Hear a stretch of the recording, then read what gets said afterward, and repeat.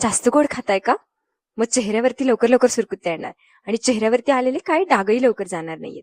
वेल, मी घाबरवत नाहीये, पण त्यामागचं छोटंसं सायन्स सांगते. Let me explain.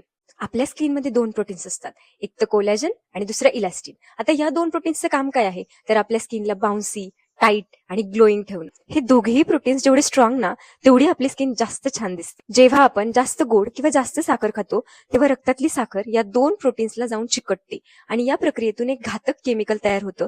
त्याला बोलतात AGES, ऍडव्हान्स ग्लायकेशन एंड प्रोडक्ट. हे केमिकल तयार झालं की दोन्ही प्रोटीन्स वीक व्हायला लागतात. AGES तुमचा कोलॅजन आणि इलॅस्टिनला कमकुवत करतात आणि त्यामुळे मग सुरकुत्या पडणं किंवा त्वचेचा नैसर्गिक ग्लो कमी होणं, काळे डाग न जाणं हे लक्षण दिसून येतात. जास्त गोड किंवा साखर खाल्ल्याने तुमची नैसर्गिक रिपेअरिंग प्रोसेस सुद्धा मंदावते. जुन्या पेशी जाऊन नव्या पेशी येण्यात अडथळा येतो आणि त्यामुळे तुमच्या त्वचेवरील काळे डागही जात नाहीत.